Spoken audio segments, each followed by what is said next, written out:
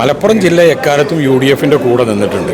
U D എഫിൻ്റെ കൂടെ നിൽക്കാത്തൊരു കാലഘട്ടം എന്ന് പറയുന്നത് മാർക്സിസ്റ്റ് പാർട്ടി ഇടതുപക്ഷ മുന്നണി നടത്തുന്ന തെരഞ്ഞെടുപ്പ് തന്ത്രങ്ങളല്ല, കുതന്ത്രങ്ങളുടെ ഭാഗമായിട്ടൊരു പക്ഷേ ഇടതുപക്ഷത്തിന് ചില സന്ദർഭങ്ങളിൽ അവസരം ഉണ്ടായിട്ടുണ്ടെങ്കിലും ഐക്യജനാധിപത്യ മുന്നണിയെ സംബന്ധിച്ചിടത്തോളം മലപ്പുറം ജില്ല എന്ന് പറയുന്നത് ഐക്യജനാധിപത്യ മുന്നണിയുടെ പൊന്നാപുരം കോട്ടയാണ്. യാതൊരു തർക്കവും അക്കാര്യത്തിലില്ല. എത്രത്തോളം കാണുന്നു ജനങ്ങളുടെ റെസ്പോൺസ്? ഒരു രാഷ്ട്രീയക്കാരൻ എന്നതിലുപരി ഒരു സാമൂഹ്യ പ്രവർത്തകൻ എന്നുള്ള തലത്തിലേക്ക് ഉയരുകയും സാധാരണ ജനങ്ങളുടെ ആവശ്യങ്ങൾക്കൊപ്പം എപ്പോഴും നിൽക്കുകയും ചെയ്തിട്ടുള്ള വ്യക്തിയാണ് ശ്രീ ആര്യാടൻ ഷൗക്കത്ത്. സ്വാഭാവികമായും ആര്യാടൻ ഷൗക്കത്തിൻ്റെ പ്രവർത്തനത്തെ പൊതുസമൂഹം അംഗീകരിക്കപ്പെടുന്നതാണ്.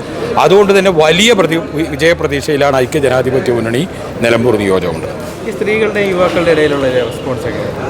സ്ത്രീകളുടെയും യുവാക്കളുടെ ഇടയിൽ എന്ന് പറഞ്ഞാൽ യു ഡി എഫിന് അനുകൂലമായും അദ്ദേഹത്തിന് അനുകൂലമായും ഉള്ള നിലപാടുകളിലാണ് പൊതുസമൂഹം എന്ന് പറഞ്ഞാൽ യുവാക്കളും സ്ത്രീകളും അതിലുൾപ്പെടും.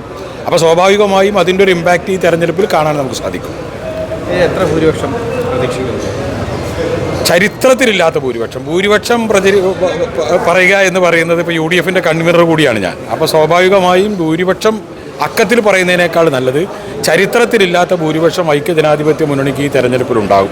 രണ്ട് കാരണം അതിനൊന്നുണ്ട്. ഒന്ന്, ഇടതുപക്ഷ ഭരണത്തിനെതിരായിട്ടുള്ള ജനകീയ വികാരം നിലനിൽക്കുന്നു.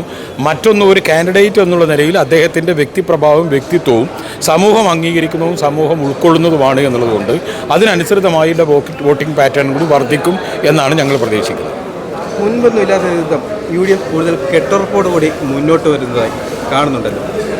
അതിൻ്റെ ഒരു കാരണമെന്ന് പറഞ്ഞാൽ യു ഡി എഫിൻ്റെ കെട്ടുറപ്പ് രാജ്യത്തിന് അനിവാര്യമാണ്, സംസ്ഥാനത്തിന് അനിവാര്യമാണ് എന്നുള്ള തിരിച്ചറിവ് അത് യു ഡി എഫിൻ്റെ നേതാക്കന്മാരെ സംബന്ധിച്ചിടത്തോളം സമൂഹത്തോടുള്ള കടപ്പാടിൻ്റെയും ബാധ്യതയുടെ അടിസ്ഥാനത്തിൽ ഒരു പഴുതുകളുമില്ലാത്ത രീതിയിൽ ഒറ്റക്കെട്ടായി ഈ തെരഞ്ഞെടുപ്പിനെ നേരിടുകയും ഒരു പഴുതുകളുമില്ലാത്ത രീതിയിൽ ഐക്യജനാധിപത്യ മുന്നണി തിരിച്ചു വരേണ്ടത് ജനപക്ഷത്തിൻ്റെ ആവശ്യമാണ് എന്ന ബോധ്യത്തിൻ്റെ അടിസ്ഥാനത്തിലാണ് ഈ തെരഞ്ഞെടുപ്പിനെ ഞങ്ങൾ നേരിടുന്നത്.